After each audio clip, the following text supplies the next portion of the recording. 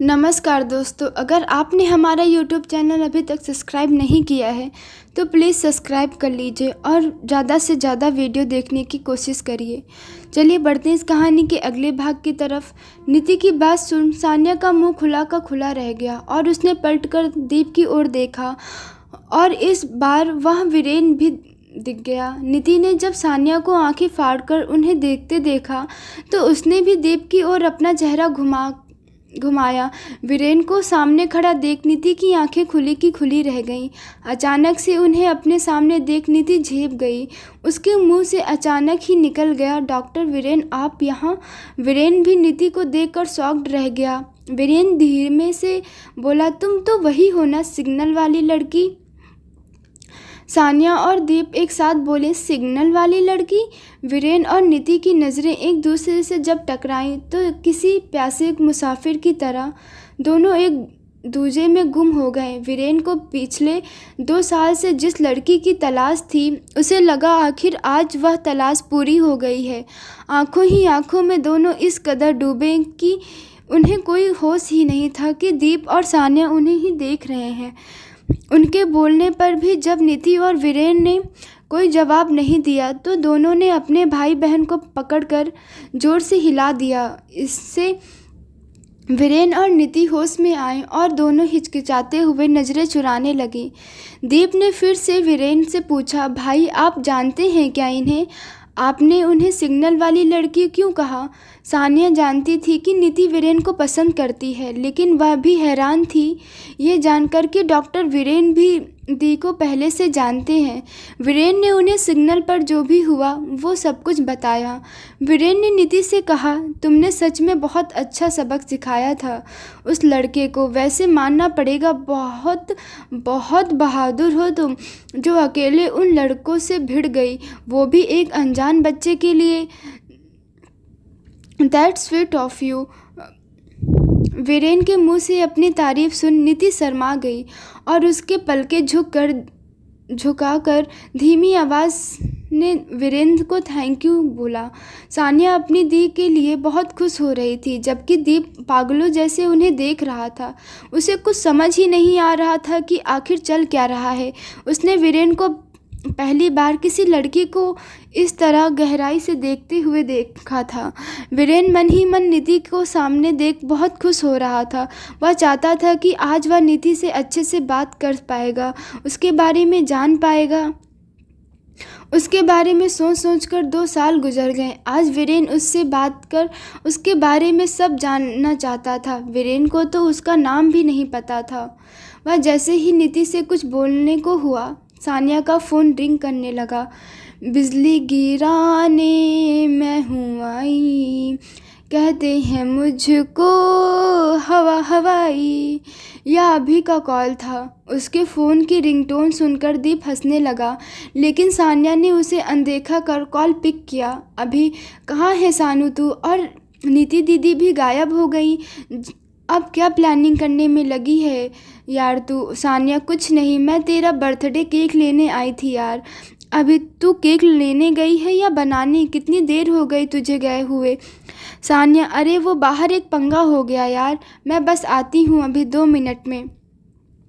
इतना कहकर सान्या ने कॉल कट किया और दीप पर बरसते हुए बोली, आज ज़्यादा कॉलगेट कर लिया है क्या तुमने, जो बात बात पर बत्तीसी दिखा रहे हो? दीप हंसते हुए बोला, तुम्हारी रिंगटोन देखी है, हवा हवाई, एकदम खुद की तरह गाना लगाया हुआ है। सान्या तपाक से बोल पड़ी, मैं खुद को चाहे कुछ भी समझूं, तुम्हें उससे क्या, अपने काम से काम रखो, तुम समझे? सान्या का दीप से इस तरह बात करना और वो भी वीरेन के सामने उसे थोड़ा अजीब लग रहा था। उसने सान्या का हाथ पकड़कर कहा, सानू चल, अब सब वेट कर रहे हैं हमारा। सान्या झुंझलाते हुए बोली दी। नीति ने उसकी एक नहीं सुनी और उसे साथ लेकर जाने लगी। सान्या ने पलटते हुए दीप से कहा, तुम्हें तो मैं छोड़ूंगी नहीं, मेरी एमडी की कसम, हिसाब बाकी है अपना अभी, याद रखना। सान्या अपने बालों को झटकते हुए नीति के साथ चली गई। वीरेन नीति को बस जाते हुए देख रहा था। वह सोचने लगा मुलाकात होकर भी आज अधूरी रह गई। तुमसे दोबारा मिलने की एक वजह दे गई। पता नहीं अब कब मुलाकात होगी तुमसे। मैं जो तुम्हारा नाम पता कुछ नहीं जानता, कैसे ढूंढूं तुम्हें इतने बड़े शहर में। वीरेन नीति के ख्यालों में डूबा हुआ था और दीप वापस अपनी पार्टी में जाने के लिए मुड़ा, लेकिन वीरेन वहीं खड़ा रहा। दीप ने वीरेन को देखा तो अभी तक उसी दिशा में देख रहा था जहां नीति और सानिया गए थे। दीप ने उसके चेहरे के सामने चुटकी बजाते हुए कहा, कहाँ खो गए हो जनाब? कहीं गई आपकी वो सिग्नल वाली। दीप की बात से वीरेन सकुच गया और अपना सिर झटक लिया। दीप वीरेन के पेट में हल्के से कुहनी मारते हुए बोला, क्या बात है भाई, बड़ा निहारा जा रहा है उस सिग्नल वाली को। आखिर चक्कर क्या है? दीप के चेहरे पर शरारती मुस्कान तैर गई और वह भौवें उचकाकर वीरेन से पूछने लगा। वीरेन ने उसके कंधे पर हाथ रखकर कहा, कुछ होता है दीप बाबू, आप नहीं समझेंगे। वीरेन खुद की बातों पर मुस्कुरा उठा तो दीप थोड़ी तेज आवाज़ में बोला, ओए होए क्या बात है, डायलॉग मारने भी सीख गए आप तो। तूने मारी एंटियाँ रे, दिल में बजी घंटियाँ रे, टन टन टन। कुछ देर वही खड़े मस्ती करने के बाद वीरेन ने दीप के सिर पर टपली मारते हुए कहा, चल अब, वरना मॉम डैड यहीं आ जाएंगे हमें ढूंढते हुए चोंबू। वीरेन सानिया की बोली में बोलकर दीप को चिढ़ाने लगा और उस पर हंसने लगा। दीप मुंह बनाकर बोला, सही है, हंस लीजिए भाई, आज आपका दिन है, अपना टाइम भी आएगा। दोनों अपनी पार्टी हॉल में वापस चले गए। उधर सानिया केक लेकर पार्टी में पहुंची। अभी फाइनली अपना केक देखकर खुश हो गया, लेकिन फिर भी वह पूछने लगा, इस बार तो कोई गड़बड़ नहीं की है ना? हाँ, कोई गड़बड़ नहीं की है, ये केक ही है, नीति और सानिया दोनों एक साथ बोली। अब जाकर अभी ने राहत की सांस ली। अभी केक कट करने लगा और सभी happy birthday to you song गाने लगे। अभी ने केक कट कर बारी बारी से सबको खिलाया और सबने भी अभी को केक खिलाया। उसके बाद ऋषि ने ताली बजाकर सबका ध्यान अपनी ओर किया और कहा, गाइस इट्स फेशियल टाइम। ऋषि के इतना कहते ही दीपांशु ने एक ही झटके में अभी का मुंह केक पर रख दिया और सभी जोर जोर से चिल्लाने लगे। उन्होंने पूरा केक अभी के चेहरे पर अच्छे से लगा दिया और उस पर चारों ओर से स्टोन परफ्यूम स्प्रे करने लगे। ऋषि ने म्यूज़िक ऑन किया और सभी एक स्क्रॉल में खड़े हो गए। अभी तो कुछ दिखाई नहीं दे रहा था तो कभी उसे इधर से उधर घुमा कर डांस करने लगी। कभी उसका पार्टनर नीति बनती तो कभी सानिया, कभी तान्या तो कभी दीपांशु। सबने साथ में बहुत मस्ती की और उसके बाद वॉशरूम जाकर सबने खुद को अच्छे से क्लीन किया। खाना खाकर सभी अपने घर को लौट गए। देर रात होने के कारण अभी नीति और सानिया को छोड़ने उनके घर चला गया और उसके बाद अपने घर चला गया। नीति और सानिया अपने अपने रूम में चली गईं। नितिन चेंज करके अपने बेड पर लेटी वीरेन के बारे में सोचने लगी। आज उसके दिल में अजीब सी हलचल मची हुई थी, क्योंकि आज वीरेन को इतने करीब से जो देखा था। वीरेन ने मेरी तारीफ़ की, वो मुझे जानते भी हैं। कैसे देख रहे थे मुझे, जैसे वो मुझसे कुछ कहना चाहते हों। थैंक यू कान्हा जी, आज के दिन को इतना स्पेशल बनाने के लिए। नीति की खुशी उससे छिप रही थी। कुछ यही हाल वीरेन का था। घर पहुंचकर वह भी नीति के बारे में सोचने लगा। कितनी गहरी आंखें हैं तुम्हारी, जो शायद मुझसे कुछ कहना चाह रही थी मुझसे। पता नहीं ये मेरा वहम है या फिर सच है। तुम्हारी आंखें वो कह रही थी जो शायद तुम्हारे लब पे नहीं है, शायद तुम्हारे लब नहीं कह पाए। तुम्हारी आंखों में मैंने खुद के लिए एक खिंचाव सा महसूस किया है। पता नहीं क्यों, पर जब जब तुम्हें देखते हैं हर बार मेरा दिल ज़ोर से धड़कता है। अब ये प्यार है या कुछ और, वो तो तुमसे मिलने के बाद ही पता लगेगा। वीरेन अपने कमरे की खिड़की पर सिर टिकाए बाहर बादलों से घिरे चांद को देखते मुस्कुराने लगा और कहने लगा, तेरी मोहब्बत ने हमें बेनाम कर दिया। तेरी मोहब्बत ने हमें बेनाम कर दिया, हर एक खुशी से अनजान कर दिया। हमने तो कभी नहीं चाहा हमें मोहब्बत हो, हमने तो कभी नहीं चाहा कि हमें मोहब्बत हो, मगर उसकी पहली नज़र ने तो हमें नीलाम कर दिया। लेकिन उसकी पहली नज़र ने तो हमें नीलाम कर दिया। एक दूसरे के ख्यालों में खोए हुए ही नीति और वीरेन दोनों ही नींद के आगोश में चले जाते हैं। अगली सुबह नीति के लिए बहुत खुशनुमा थी। वह गुनगुनाते हुए तैयार हुई और नाश्ता करने डाइनिंग टेबल पर आ बैठी। उसके चेहरे पर अलग ही खुशी थी, जिसे सानिया और उसकी मम्मी ने भी महसूस किया। वीणा जी ने पूछा, क्या बात है नीति, आज बड़ा खुश लग रही है। उसके सवाल से नीति थोड़ा सकुच गई। सानिया ने उसका बचाव करते हुए कहा, मम्मी, आज दी कि एक स्टूडेंट का सिंगिंग ऑडिशन है और अगर वो इसमें सेलेक्ट हो गया तो उसे स्टेट लेवल के दिल्ली के चमकते सितारे शो में हिस्सा मिल जाएगा। वीणा जी के खुश और हैरानी के मिले जुले भाव से कहा, सच? नीति ने सानिया की हाँ में हाँ मिलाकर अपना सर हिलाते हुए जी मम्मी कह दिया। नीति ने अपने सामने बैठी सानिया की ओर देखते हुए उसे इशारों में थैंक यू बोला और जवाब में सानिया पलकें झपकाकर मुस्कुरा दी। सानिया और नीति दोनों बहनें बीवीएम स्कूल जनकपुरी में टीचर हैं। जी हाँ, वही स्कूल जिसकी ट्रस्टी वीरेन की मॉम सुषमा जी हैं। नीति म्यूज़िक क्लास लेती है और सानिया डांसिंग क्लास। वह माधुरी दीक्षित को अपना गुरु मानती है और इसलिए बात बात पर एमडी की कसम खाती है। नाश्ता कर सानिया और नीति अपनी स्कूटी ले स्कूल के लिए निकल गईं। सानिया स्कूटी चला रही थी, लेकिन वह रास्ते में बीच बीच में नीति को छेड़ने के लिए पीछे मुंह करके बैठ जाती। सानिया नीति के साथ ठिठोली करते हुए बोली, सो मिस नीति मेहरा, कल पहली बार आपकी मुलाकात आपके सपनों के राजकुमार डॉक्टर वीरेन सहगल से हुई। इस बारे में आप क्या कहना चाहती हैं? कैसे लग रहा है आपको उनसे मिलकर? प्लीज़ जवाब दीजिए। सानिया ने नीति से बोलने के लिए पीछे की ओर मुंह घुमा लिया। नीति उसे डांटने का नाटक करते हुए बोली, तू सामने देख कर तो चला मेरी माँ, नहीं तो तेरी एमडी की कसम हम दोनों ऊपर ही पहुँच जाएंगे। सानिया मज़े में बोली, टेक अ चिल पिल दी, स्कूटी की चिंता मत कीजिए, आप सुरक्षित हाथों में हैं। आप तो हमें बस कल की फीलिंग्स के बारे में बताइए। नीति सानिया के कंधे पर अपना चेहरा रख कर कहने लगी, तुझे पता है सानू, जब तक मुझे लगता था कि सिर्फ मैं ही उन्हें पसंद करती हूँ, लेकिन कल जब उन्हें देखा, हमारी नज़रें मिली, तो न जाने क्यों ऐसा लगा जैसे उनकी आंखें बहुत कुछ कहना चाहती हैं मुझसे।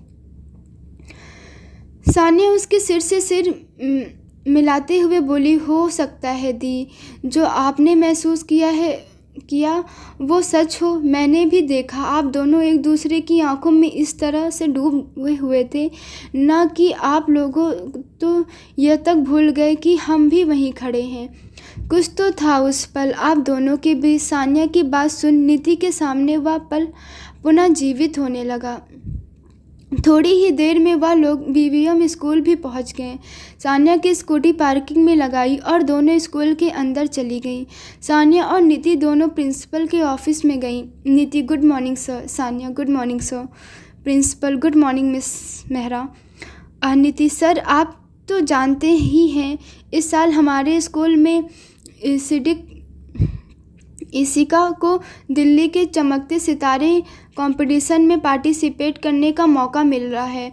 अगर आज वो ऑडिशन में सेलेक्ट हो गई तो उस बच्ची की सफलता के साथ साथ हमारे स्कूल का भी बहुत नाम होगा। प्रिंसिपल: यस मिस मेहरा, ये सब आपकी ही मेहनत और लगन का नतीजा है।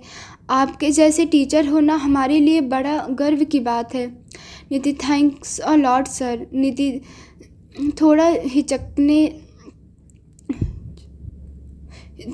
थोड़ा हिचकिचाने लगी। Principal: wow, happy Miss Mehra. What happened Miss Mehra, आप थोड़ी परेशान लग रही हैं। Is everything okay? Nidhi: actually sir, बात ये है कि इशिका की फैमिली की फाइनेंशियल कंडीशन ज़्यादा अच्छी नहीं है। इशिका के ऑडिशन में सेलेक्ट होने के बाद से पूरे कंपटीशन तक रहने, खाने, कपड़े वगैरह सबका खर्चा स्कूल को उठाना होगा। अदरवाइज़ उसकी फैमिली ने उसे कंटेस्टेंट में भेजने से मना कर दिया है सर।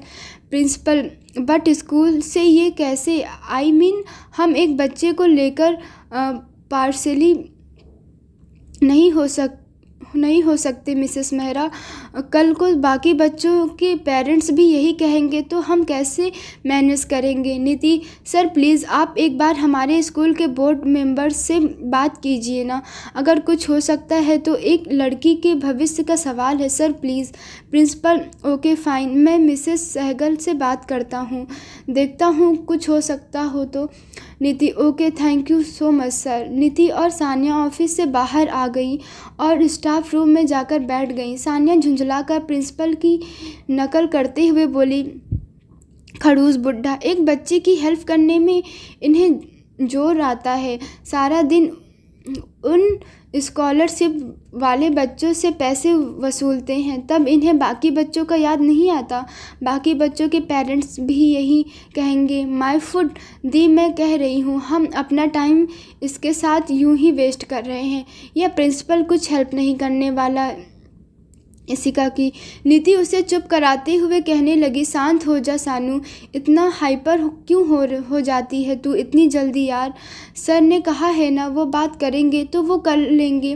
सानिया बिना कुछ बोले चुपचाप उठकर वहाँ से जाने लगी तो निधि उसे आवाज़ देकर पूछने लगी: अब तू कहाँ जा रही है सानू? मैं आती हूँ दी, अभी, कहकर सानिया वहाँ से चली गई। बस चुपके से प्रिंसिपल के ऑफिस के बाहर जाकर खड़ी हो गई और वहाँ लगी मिरर विंडो से झांकने अंदर देखने लगी। प्रिंसिपल सर ने किसी को कॉल नहीं किया, उल्टा वो तो अपने फ़ोन में लगे हुए थे, जिसे देखकर सानिया बहुत गुस्सा आया। वह पैर पटकते हुए वापस निधि के पास आ बैठी। निधि: अब तुझे क्या हुआ, मुँह क्यों फुलाया है? सानिया: दी, मैं कह रही थी ना, वो बुढ़ा कुछ नहीं करने वाला। अभी उसने ऑफिस से ही आ रही हूँ, फ़ोन में जनाब गेम खेलने में लगे हैं और थोड़ी देर बाद झूठ बोलते हुए कह देंगे कि मैंने तो कहा था मैडम से, लेकिन उन्होंने कोई हेल्प ही नहीं की। जो लोग अच्छे होते हैं ये उन्हें भी बुरा बना देते हैं। मेरी एमडी की कसम, मन तो ऐसा कर रहा है ना जाकर अभी उनका फ़ोन ही तोड़ दूँ। सानिया एक ही सांस में सब कुछ बोल गई। निधि ने उसे शांत करते हुए पानी पिलाया। सानिया निधि से कहने लगी: दे टाइम देखिए, हमारे पास ज़्यादा टाइम नहीं है, ऑडिशन बंद हो जाएगा। प्लीज़ आप मिसेस सहगल को कॉल करके उनसे हेल्प लीजिए ना। पागल हो गई है तू, मैं उनसे कैसे बात कर सकती हूँ? निधि ने पीछे हटते हुए कहा। दी, अब मैं आपकी कोई बात नहीं सुनूंगी। आप प्लीज़ जल्दी कीजिए मिसेस सहगल से बात, हमें सारे दिन यहीं थोड़ी बैठे रहना है।